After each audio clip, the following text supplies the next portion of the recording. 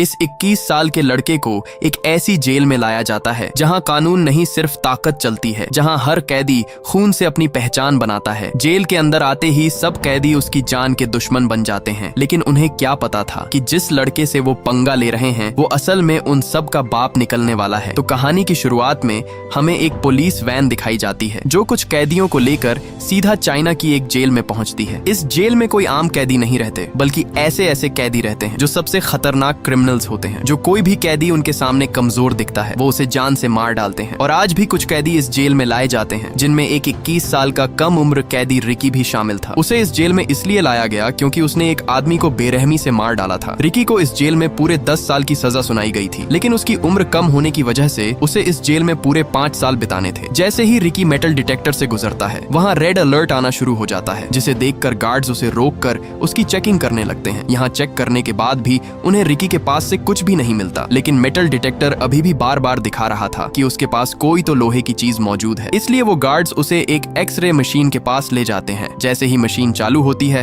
तो वहाँ उसके सीने पर एक नहीं बल्कि पूरी की पूरी 5 गोलियां फंसी हुई थीं, और इन्हीं गोलियों को मशीन डिटेक्ट कर रही थी। ये देखकर वहाँ मौजूद गार्ड्स एकदम से चौंक जाते हैं कि भला ऐसे कैसे हो सकता है कि एक आम इंसान के सीने के अंदर 5 गोलियां फंसी हों, लेकिन फिर भी वो बिल्कुल सही सलामत खड़ा हो। वो गार्ड उससे कहता है कि तुमने इन गोलियों को निकलवाया क्यों नहीं। आगे से रिकी उसे बताता है कि ये गोलियां मेरी बॉडी के लिए एक पावर है, इसलिए मैंने इन्हें नहीं निकाला। फिर हमें दिखाया जाता है कि यह जेल असल में 4 अलग अलग ब्लॉक्स में बटी हुई है, और हर ब्लॉक पर एक खतरनाक कैदी का राज होता है। ये चारों अपने अपने हिस्से के बादशाह होते हैं, जो चाहे करते हैं, जिसे चाहे सजा देते हैं। हर सेल का लीडर अपने इलाके में किसी को सांस भी अपनी मर्जी से लेने नहीं देता, और जेल का हर एक कोना डर, खून और जुल्म से भरा हुआ है। सुबह होते ही सब अपने कामों में लगे हुए थे। तभी वहाँ एक कैदी आता है जिसका नाम सैमुअल था, जो वेस्ट ब्लॉक का लीडर था। वह आते ही वहाँ एक बूढ़े कैदी विंग को पीटने लगता है, क्योंकि उसने उसका कहना नहीं माना था, इसलिए वह उसे वहाँ पीट डालता है। दरअसल ये आदमी अपनी पूरी जिंदगी इस जेल में बिता चुका था, और उसे इस जेल से बाहर जाने की कोई भी उम्मीद नहीं नजर आ रही थी, क्योंकि उसे पता था कि वो इन जालिम और बेरहम कैदियों के बीच ज्यादा देर तक जिंदा नहीं बच पाएगा। इसलिए उसने जेल में ही एक छोटा सा खिलौना अपने बेटे के लिए बनाया,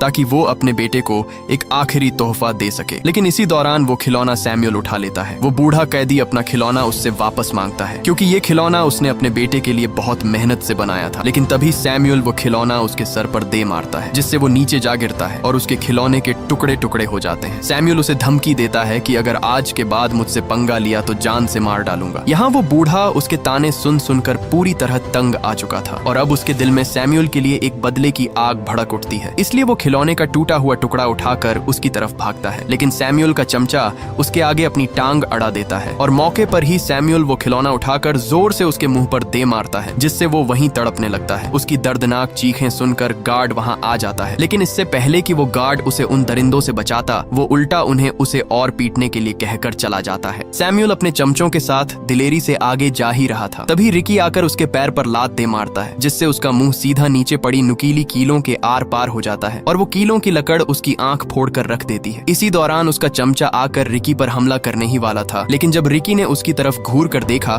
तो उसके अंदर ऐसा खौफ बैठा कि वो तीनों वहां से उल्टे पैर भाग निकले। यहाँ सैमुअल तो किसी तरह बच गया, लेकिन वो अपनी एक आंख से अंधा हो चुका था, इसलिए अब उसके अंदर बदले की आग भड़क रही थी। वो अब हर हाल में रिकी का काम तमाम करने के लिए अपनी जान लगा देगा, लेकिन बदला लेकर ही रहेगा। इसी दौरान उसका वही चमचा आता है और कहता है कि हमें रिकी को मारने के लिए मैड ड्रैगन की जरूरत होगी, वो उसे हर हाल में मार डालेगा। मैड ड्रैगन इस जेल में सबसे खतरनाक कैदी है, जो किसी को भी जिंदा नहीं छोड़ता। अगर कोई उससे पंगा लेता तो वो उसे अपने एक ही हाथ से खत्म कर देता। मैड ड्रैगन को वार्डन ने अभी के लिए एक काल कोठरी में बंद किया हुआ है, क्योंकि उसने पिछले दिन ही एक कैदी को बेरहमी से मार डाला था। उसी दिन सैमुअल एक गार्ड से डील करता है और कहता है कि आज ही विंग को बताओ कि उसकी सजा और बढ़ा दी गई है, और अब वह इस जेल में पूरे 20 साल और बिताएगा। इसलिए वह गार्ड सीधा उसके पास आता है और बताता है कि अब तुम्हारी रिहाई कैंसिल कर दी गई है, और अब से तुम्हें 20 साल और इस जेल में गुजारने होंगे। ये सुनकर उस बूढ़े कैदी के पैरों तले जमीन ही खिसक जाती है, क्योंकि उसे पता था कि अगर अब वह इस जेल में रहा तो सैमुअल उससे अपना बदला जरूर लेगा और उसे तड़पा तड़पा कर मारेगा। इसलिए वो गार्ड्स के पैर पकड़कर उनसे रिहाई की भीख मांगता है, लेकिन वो गार्ड्स आगे से उल्टा उसे पीट कर वहाँ से चले जाते हैं। इससे पहले कि अब वो और तड़प तड़प कर यहाँ अपनी जिंदगी गुजारता, उसी रात वो अपने आप को फांसी पर लटका कर खत्म कर देता है। ये खबर पूरी जेल में फैल जाती है, और रिकी को भी पता चल जाता है कि जिसकी उसने उस दिन जान बचाई थी वो मारा जा चुका है। जब गार्ड्स उसकी लाश वहाँ से ले जा रहे थे तब वहाँ रिकी आता है। वो जब विंग के हाथ पर लगी हथकड़ी देखता है तो वो उन गार्ड्स को उसके हाथों से उसे हथकड़ी खोलने के लिए कहता है क्योंकि वो मर चुका है,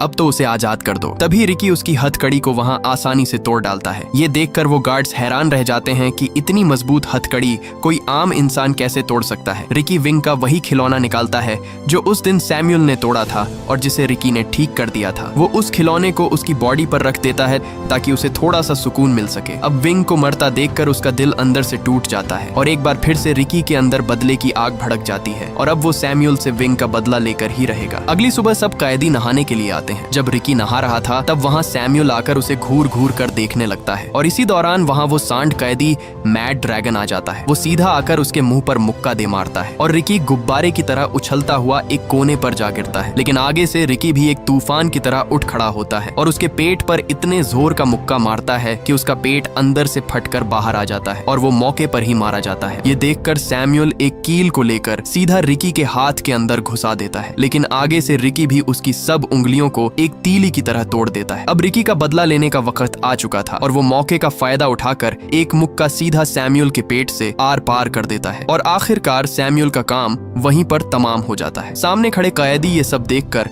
अपने होश ही खो बैठते हैं। इसी दौरान गार्ड आकर उसे वहां से पकड़ कर ले जाते हैं। तभी वहां एक कैदी नरूमी जो नॉर्थ ब्लॉक का लीडर था वो उसके पास आता है। आया तो वो रिकी के अंदर अपना डर बैठाने के लिए था, लेकिन जब उसने रिकी के हाथों मैड ड्रैगन को मरते देखा तब वो उसे चूहे की तरह अपना दोस्त बनने के लिए कहता है। लेकिन रिकी उसे कुछ भी कहे बिना वहां से चला जाता है। उसे सीधे एक ऐसे सेल में बंद कर दिया जाता है जहां सबसे खतरनाक कैदियों को रखा जाता था। जैसे पहले मैड ड्रैगन था, इसलिए अब उसे भी यहाँ इस सेल में छोड़ दिया गया। लेकिन तभी उसके सीने के अंदर दर्द शुरू हो जाता है और इसी के साथ हमें फ्लैशबैक का सीन दिखाया जाता है जब वह एक स्टूडेंट था और उसके माँ बाप पहले ही इस दुनिया से जा बसे थे। वह अपनी माँ बाप की कब्र पर आता है तो वहाँ उसके सामने उसका मास्टर जैंग खड़ा हुआ था जो बचपन में उसे मार्शल आर्ट की ट्रेनिंग देता था। मास्टर उसे उसकी ताकत दिखाने के लिए कहता है, लेकिन जैसे ही वह मास्टर पर हमला करता है मास्टर उसे एक ही झटके में नीचे गिरा देता है। इसलिए यहाँ मास्टर उसे बताता है कि तुम अभी पूरी तरह मास्टर नहीं बने हो, तुम्हारे अंदर अभी भी कमजोरी है जिसे तुम्हें पूरा करना होगा और उसे पूरा करने के लिए अभी काफी समय लगेगा, तब जाकर तुम एक मजबूत फाइटर बन पाओगे। इसीलिए यह सुनकर रिकी मास्टर के कदमों में जा गिरता है और गिड़गिड़ाकर कहता है कि मुझे हर हाल में मास्टर बनना है, मैं अपनी कमजोरी को दूर करूंगा चाहे कितना भी समय लगे। इसीलिए उसी दिन मास्टर उसे ट्रेनिंग देना शुरू कर देता है और यहाँ मास्टर रिकी से कहता है कि सबसे पहले तुम्हें अपने दिमाग पर कंट्रोल करना होगा, फिर तुम्हें अपने दिमाग से सारा गुस्सा और नफरत बाहर निकालनी होगी। मास्टर उसके सामने एक पत्थर रखकर कहता है कि अपने पूरे दिमाग को कंट्रोल करके इसे तोड़ कर दिखाओ। इसलिए रिकी खुद को काबू करके वहाँ रखे पत्थर को एक कागज की तरह चीर डालता है। ये देखकर मास्टर वहाँ उस पर पत्थरों की बारिश कर देता है। आगे से रिकी भी उन्हें ऐसे चीरता डालता जैसे कोई तूफान हो। आखिर में मास्टर सबसे बड़ा पत्थर उठाकर सीधे उसके सीने पर दे मारता है, लेकिन रिकी उसे भी आसानी से तोड़ देता है। अब यहाँ मास्टर को समझ आ जाती है कि रिकी अपने आप पर पूरी तरह कंट्रोल करना सीख गया है और अब उसे और ट्रेनिंग की जरूरत नहीं है। इसके बाद सीन शिफ्ट होता है और हमें रिकी दिखाया जाता है जो अपने सेल में बैठा था। इसी दौरान वहाँ एक गार्ड आकर उसे कहता है कि तुम्हें असिस्टेंट वार्डन ने बुलाया है, इसलिए उसे सीधे असिस्टेंट वार्डन के पास लाया जाता है जिसका टेबल खाने से भरा पड़ा था। उसका एक हाथ नहीं था, इसलिए उसने अपने हाथ की जगह पर 2 कुंडों वाली हुक लगा रखी थी और खाना भी वह उसी हुक से खा रहा था। वार्डन गार्ड को रिकी की रिपोर्ट पढ़ने को कहता है। गार्ड उसकी रिपोर्ट पढ़कर बताता है कि रिकी एक यतीम था, उसके माँ बाप नहीं थे और वह बचपन से ही अनाथ आश्रम में ही रह रहा था। उसे स्कूल से भी इसलिए निकाल दिया गया था क्योंकि वहाँ भी वह किसी को भी पकड़कर पीटना शुरू कर देता था। इसलिए उसने म्यूजिक कॉलेज में दाखिला लिया जहाँ उसने बांसुरी बजाना सीखा, यहाँ तक कि वह अपनी कम उम्र में ही एक गैंग के साथ मिलकर उसने एक आदमी की जान ले ली। इसलिए उसे यहाँ इस जेल में लाया गया। यह सुनकर वार्डन उसके पास आकर पूछताछ करता है कि तुम्हारे सीने में 5 गोलियां आई कैसे, लेकिन रिकी मुस्कुराते हुए कोई भी जवाब नहीं देता। इसलिए वार्डन उसे एक तस्वीर दिखाता है जो रिकी की दोस्त की थी। रिकी जब उसे लेने के लिए अपना हाथ आगे बढ़ाता है तभी वार्डन उसके हाथ पर वो कुंडों वाली हुक घोंप देता है और लगातार उस पर मुक्कों की बारिश कर देता है। वार्डन उसका मुंह खुलवाने की बहुत कोशिश करता है, लेकिन आगे से रिकी उसके मुंह पर थूक देता है। इसलिए गुस्से में आकर वार्डन उस तस्वीर को कुचल डालता है, जिसे देखकर रिकी का खून खौल उठता है और उसने वहीं पर टेबल के 2 टुकड़े कर दिए। ये देखकर वार्डन बिल्ली की तरह एक कोने में जा छुपा। रिकी उसका मुंह तोड़ने ही वाला था, लेकिन उसने अपने गुस्से को काबू किया और वहां से चला गया। रात रिकी अपने सेल में बैठा उसी तस्वीर को देखकर बहुत दुखी था, क्योंकि ये तस्वीर उसकी दोस्त केको की थी, जो पहले दोनों हर दिन अपनी जिंदगी हंसी खुशी गुजारते थे। लेकिन जेल आते ही उसकी जिंदगी एक कुत्ते की तरह होती जा रही है। वो अपने आप को शांत करने के लिए वही बांसुरी बजाता है जो वो अपनी दोस्त के साथ बैठकर बजाता था। लेकिन तभी एक गार्ड आकर उसे बांसुरी बजाने से मना करता है और कहता है कि अगर दोबारा बांसुरी बजाई तो बांसुरी के टुकड़े टुकड़े कर दूंगा। अगले दिन जब सैमुअल का चमचा अपने सेल से बाहर आया तब उसके पीछे कुछ कैदी पड़ जाते हैं, क्योंकि उसी की वजह से विंग अपनी जान से हाथ धो बैठा। अब ये सब उससे विंग का बदला लेना चाहते थे। वो उसे एक नुकीली तलवार से काटने ही वाले थे, लेकिन तभी वहाँ वही कैदी नरूमी आता है। वो उन्हें उसे मारने से मना करता है, क्योंकि अगर उसे मार दिया गया तो तुम सबकी सजा और बढ़ा दी जाएगी, यहाँ तक कि उन्हें सजाए मौत भी हो सकती है। लेकिन वहाँ वोंग नाम का कैदी उस पर गुस्सा होता है और कहता है कि जब हम पर जुल्म होता था तब तुम कहाँ थे? उस वक्त तुमने हमारी मदद क्यों नहीं की? और अब जब हमारी बारी आई तो तुमने इसे जिंदा रहने के लिए क्यों छोड़ दिया? वो उससे कहता है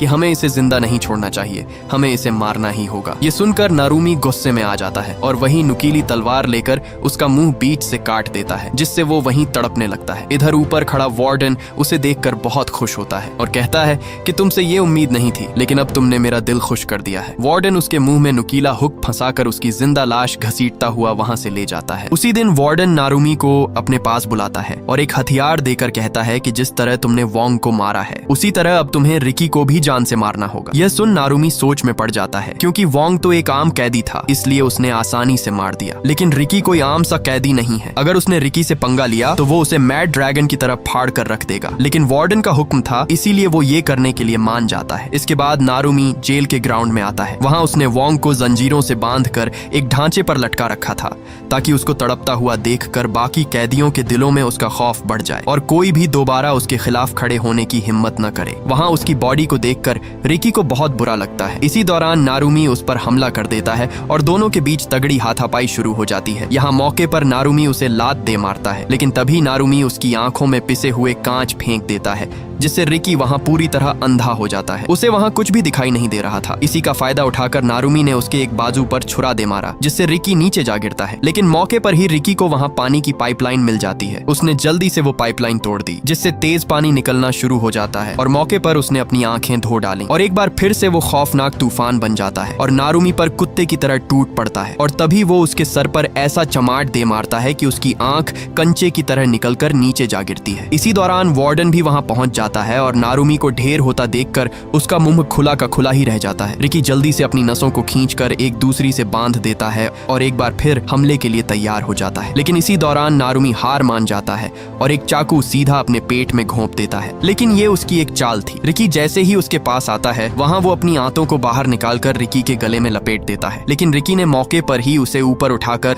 उसके सर पर ऐसा मुक्का दे मारा कि उसके सर की सब हड्डियों का कीमा बन गया और उसका काम वहीं पर तमाम हो जाता है। इसके बाद रिकी वोंग की बॉडी नीचे उतारता है। वो सब उसे उठाने की कोशिश करते हैं, लेकिन तब तक देर हो चुकी थी और वोंग वहाँ अपना दम तोड़ चुका था। इसलिए ये देखकर रिकी सब कैदियों से कहता है कि इस बेकसूर की मौत का जिम्मेदार वार्डन ही है, उसे जान से मार डालो। इसलिए सब कैदी उस पर एक तूफान की तरह भागते हैं और उसे मारने के लिए अपना हल्ला बोल देते हैं। लेकिन तभी वहाँ कोई एक कैदी को पकड़कर उसका सर फोड़ देता है। ये देखकर सब एकदम से चौंक जाते हैं। दरअसल ये तीनों अपने अपने सेल के लीडर थे और अब यही 3 बच गए थे, क्योंकि चौथा कैदी नारुमी मारा जा चुका था। पहले कैदी का नाम चैंग, जो एक लड़की थी, उसमें एक ऐसी ताकत थी जिससे वो एक जगह से दूसरी जगह आसानी से पहुंच जाती थी। दूसरे कैदी का नाम कितामा था और तीसरा कैदी ब्रैंडन था। यहाँ वार्डन रिकी से कहता है कि अगर तुम्हारे अंदर हिम्मत है तो इन तीनों को मार कर दिखाओ। रिकी के सब साथी भी उसे कहते रहे कि इन सबको मार डालो, लेकिन रिकी आगे से कुछ भी नहीं बोलता और सीधा वोंग की लाश को उठाकर वहाँ से जाने लगता है। वार्डन उसे एक ऑफर देता है और कहता है कि मैं तुम्हें नॉर्थ सेल का लीडर बनाना चाहता हूँ, क्योंकि नारुमी मारा जा चुका है, इसलिए अब मैं उसकी जगह तुम्हें रखना चाहता हूँ। मैंने तुम जैसा ताकतवर कैदी आज तक नहीं देखा। लेकिन रिकी आगे से उसे कुछ भी नहीं कहता, क्योंकि वो उसके इशारों पर नाचने वाला सांप बनना नहीं चाहता था। वो अब पूरी तरह टूट चुका था, क्योंकि उसी की वजह से सब उसके साथ ही अपनी जान से हाथ धो बैठे। दूर बैठा एक लड़का जो इस जेल में कैदी था, वो रिकी को देख रहा था। जब रिकी एक पत्ते से धुन बजाता है, तब वो लड़का भी पत्ते से धुन बजाने की कोशिश करता है, लेकिन कई कोशिश के बाद भी वो धुन नहीं बजा पाता। तभी रिकी उसके पास आकर बैठ जाता है और उसे धुन बजाना सिखाता है। लेकिन इसी दौरान वो लड़का आगे से रोने लगता है। रिकी उससे कहता है कि तुम रो क्यों रहे हो, आखिर वजह क्या है? तब वो लड़का अपना मुंह खोलता है तो वहाँ उसकी आधी जबान कटी हुई थी। दरअसल वार्डन का एक राज था जो सिर्फ उसे ही पता था, इसलिए वार्डन ने अपना राज छुपाने के लिए उसकी जबान ही काट दी। यह देखकर रिकी के अंदर वार्डन से बदला लेने की आग और भी बढ़ जाती है। रिकी उसे अपनी वो बांसुरी दे देता है। जैसे ही वो उस बांसुरी को बजाता है, तब वो बांसुरी बजने लगती है, जिसे देखकर वो बहुत खुश होता है। खुशी के बदले में वो लड़का रिकी को कुछ पत्ते देता है ताकि वो भी उन पत्तों से बांसुरी बजा सके। लेकिन जब रिकी उन पत्तों को देखता है तो उसे शक पड़ जाता है क्योंकि वो पत्ते नशा बनाने के लिए इस्तेमाल होते हैं और हकीकत में सब सेल के लीडर इन पत्तों को बेच के काफी तगड़ा पैसा छाप रहे थे। रिकी उससे पूछता है कि ये पत्ते तुम्हें कहाँ मिले। वो उसे बताता है कि मैंने ये पत्ते वेस्ट ब्लॉक से लिए थे। इधर वही लड़की उन्हें ऊपर से छुपकर देख रही थी क्योंकि वही थी वेस्ट ब्लॉक की लीडर जो सबको ये पत्ते बेचती थी। वो लड़की सीधा एक कमरे में आकर अपने दोस्तों को सब कुछ बताती है कि हमारा पोल खुल चुका है क्योंकि उस लड़के ने उन पत्तों के बारे में रिकी को बता दिया है। इसलिए वो उस लड़के को अपने पास बुलाती है और वहाँ एक लीडर उसे एक चाकू देकर कहता है कि तुम्हें आज रात रिकी का काम तमाम करना होगा, नहीं तो कल सुबह तुम जिंदा नहीं उठ पाओगे। लेकिन आगे से वो लड़का उसे साफ साफ मना कर देता है। इसलिए गुस्से में आकर वो लड़की उसे बेरहमी से मार डालती है। उन्होंने उसकी लाश जेल के बीच रख दी थी और सब कैदी वहाँ उसकी लाश को देखकर बहुत डरे हुए लग रहे थे। जब रिकी को ये पता चलता है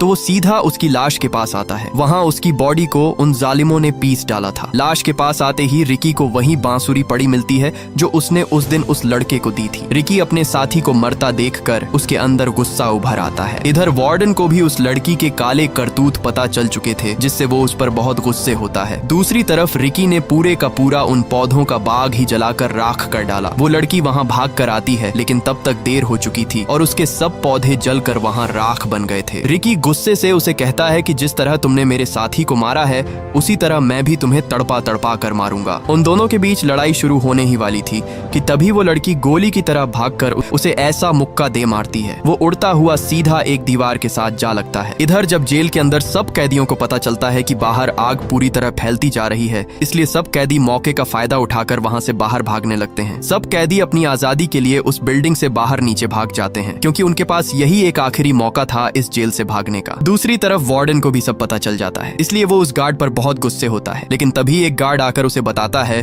कि कल वार्डन यहाँ आ रहा है। ये खबर सुनकर असिस्टेंट वार्डन के होश ही उड़ जाते हैं क्योंकि अगर वार्डन कल यहाँ आ गया तो सब कैदियों के साथ साथ उसकी भी कुत्ते की तरह धुलाई होने वाली थी। इधर रिकी भी पूरी तरह अपनी हिम्मत हार जाता है लेकिन तभी उसके जहन में उसके मास्टर की बात आती है। उसके मास्टर ने उसे कहा था कि जब तुम्हें महसूस हो कि तुम अपने दुश्मन के सामने हारने वाले हो तब उसे कभी भी अपनी असली ताकत का एहसास मत होने दो, बल्कि उसे यह यकीन दिला दो कि तुमने हार मान ली है, जिससे वो थोड़ा ठंडा पड़ जाएगा और तब तुम अपनी सब ताकत एक ही जगह पर इकट्ठी कर लो और मौके का फायदा उठाकर उस पर हमला कर दो। और रिकी भी ऐसा ही करता है और वो दोबारा से उसके सामने हमले के लिए तैयार खड़ा हो जाता है। लेकिन तभी वही कैदी ब्रैंडन वहां आ जाता है। वो रिकी पर रस्सियों से हमला करने लगता है क्योंकि उसके पास रस्सी फेंकने की एक बहुत खतरनाक ताकत थी। उसने उन रस्सियों के कोने पर एक बड़ी सी नुकीली कील लगाई हुई थी जो सबके शरीर के आर पार हो जाती है। तभी उसने एक के बाद एक हमला कर करके रिकी की बॉडी नुकीली कीलों से सील दी। इसी दौरान वहाँ वो कैदी कितामा आकर उसे पकड़ लेता है। वो उसे मारने ही वाला था कि इसी दौरान वहाँ अलार्म बजने लगता है और सबको अपने अपने सेल के अंदर जाने के लिए कहा जाता है और जो नहीं जाएगा उसे गोलियों से भून दिया जाएगा। लेकिन कितामा भी उनकी एक बात नहीं सुनता और रिकी से बदला लेकर ही जाने वाला था, इसलिए गार्ड्स उस पर गोलियों की बरसात कर देते हैं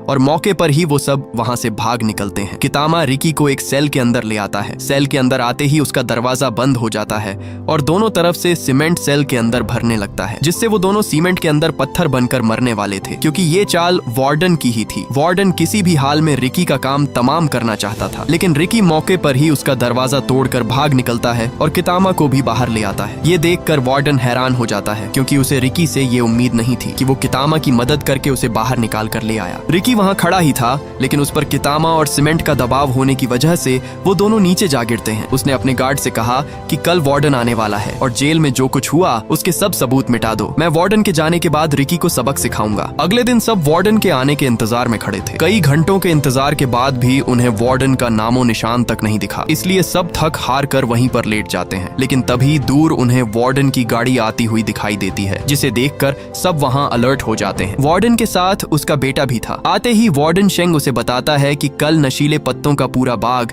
रिकी नाम के एक कैदी ने जला डाला। ये सुनकर वार्डन उस पर बहुत गुस्से होता है। इसके बाद शेंग उसे रिकी के पास ले आता है जहाँ रिकी एक सेल में बंद था और उसकी पूरी बॉडी सीमेंट से जकड़ी हुई थी। लेकिन तभी रिकी ने अपनी बॉडी से सब सीमेंट की परात तोड़ दी और मौके पर ही उसने वार्डन के गले को दबोच लिया। लेकिन इससे पहले वो उसे वहां मार डालता तभी एक दीवार तोड़कर कितामा उस पर हमला कर देता है। कितामा उसके हाथों को जेल की मोटी सलाखों के अंदर दबोच देता है और उस पर लगातार मुक्कों की बारिश कर देता है। एक के बाद एक मुक्का रिकी की कमर तहस नहस कर देता है। रिकी ने उस दिन उसकी जान बचाई लेकिन उसने उस पर जरा भी रहम नहीं किया। कितामा उसका सर दबाकर फोड़ने ही वाला था, तभी उसने अपनी पावर दिखाई और उसके गले पर ऐसा मुक्का मारा कि उसका गला फट कर बाहर आ गया। मौके पर रिकी ने उसके हाथ पर ऐसा वार किया कि उसकी सब उंगलियां बिखर कर नीचे जा गिरी और कितामा वहीं पर मारा जाता है। ये देखकर वार्डन ने ऊपर से हाइड्रोलिक प्रेस चालू कर दी, जिसे रिकी रोकने की बहुत कोशिश करता है, लेकिन तभी वार्डन उसे एक जोरदार बिजली का झटका दे मारता है, जिससे तड़प कर वो नीचे जा गिरा। वो हाइड्रोलिक प्रेस भी तेजी से उसके ऊपर आ रही थी, लेकिन इसी दौरान वो हाइड्रोलिक प्रेस अचानक ऊपर जाने लगती है। तब हमारे सामने कितामा आता है, जो अभी भी जिंदा था। उसने उस हाइड्रोलिक प्रेस को ऊपर दबा कर रखा हुआ था, क्योंकि उसके दिल में रिकी के लिए रहम आ गया था, क्योंकि रिकी ने भी उस दिन उसकी जान बचाई थी। इसी का फायदा उठाकर रिकी दरवाजा तोड़कर बाहर निकल आता है। वो तुरंत हाइड्रोलिक प्रेस को रोकता है और कितामा को बाहर आने को कहता है, लेकिन कितामा इतना जख्मी हो चुका था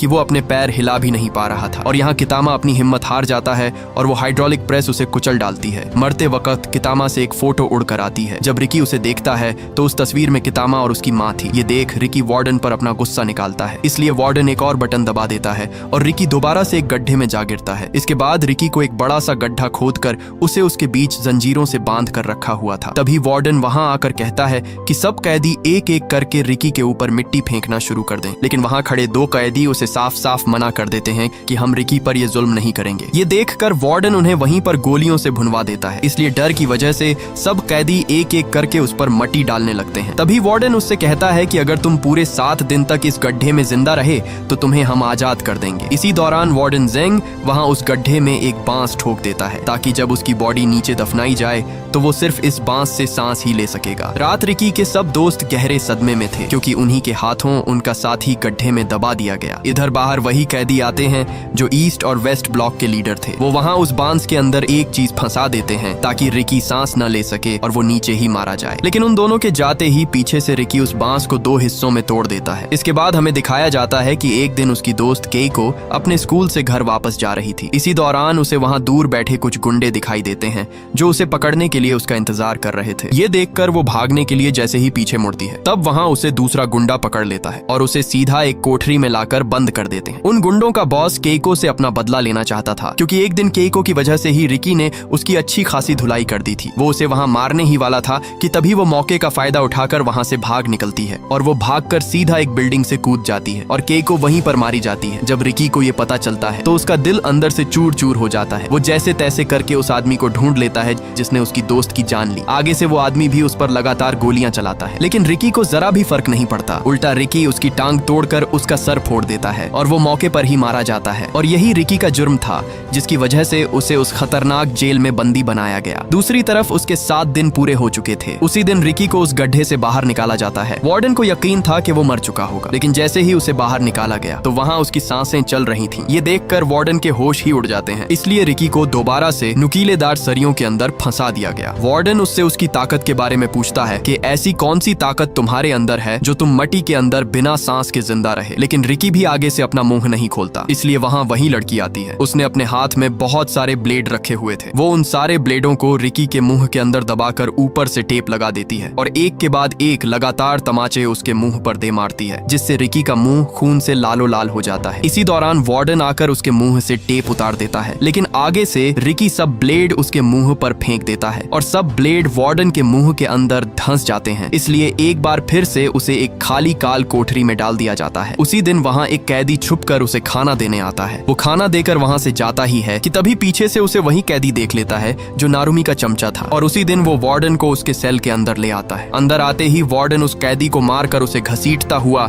सीधा रिकी के सेल के पास आता है, लेकिन जब वो रिकी के सेल के अंदर देखता है तो वहां से रिकी गायब था, सिर्फ जंजीर ही पड़े हुए थे। दरअसल रिकी ऊपर छत के साथ चिपका हुआ था। वार्डन जैसे ही अंदर आता है तो वहां रिकी मौके पर वार्डन को पीट डालता है। रिकी जब बाहर आकर उस कैदी को देखता है तो वहां वो मर चुका था, जिसे देखकर उसका खून खोलने लगता है। ये देखकर वार्डन वहां से भागता है, लेकिन नीचे आते ही सब कैदी उसे घेर लेते हैं और इसी दौरान वहां सब गार्ड्स और कैदियों के बीच जंग शुरू हो जाती है। इधर वार्डन पूरी जेल की जांच कर रहा था, लेकिन उसे दूसरी तरफ होती जंग के बारे में कोई खबर नहीं थी। इसी दौरान वहां एक कैदी ने उसकी पीठ पीछे कुछ उल्टा बोल दिया, जिसे सुनकर वार्डन को हजम नहीं हुआ और उसने बेरहमी से उस कैदी का बाजू काट डाला ताकि आइंदा कोई भी उसके बारे में ये गलती न करे। इसी दौरान वहां रिकी आ जाता है। ये देखकर वार्डन ने तुरंत उस पर गोली चला दी, लेकिन आगे से रिकी ने वार्डन सेंग को आगे कर दिया और गोली सीधा उसे जा लगी, जिससे उस वार्डन का पेट गुब्बारे की तरह फूलकर फट जाता है। इसी दौरान वहां वो लड़की पहुंच जाती है। वो रिकी पर हमले पे हमला कर देती है। उसका साथी ब्रैंडन भी रिकी पर नुकीली कीलें फेंकता है, जिससे रिकी वहां गर्म उबलते हुए पानी पर जा गिरता है और वो वहां बुरी तरह तड़पने लगता है। वो लड़की उस पर अपनी टांग से हमला करती है, लेकिन मौके पर रिकी उसकी टांग को उस उबलते हुए पानी के अंदर घोंप देता है और वहीं पर उसकी वो टांग तोड़ डालता है। ये देखकर ब्रैंडन अपनी जान बचाकर वहां से भागता है, लेकिन पीछे से वार्डन उस पर गोली चला देता है और वो भी वहीं पर फट जाता है। यहाँ वार्डन और रिकी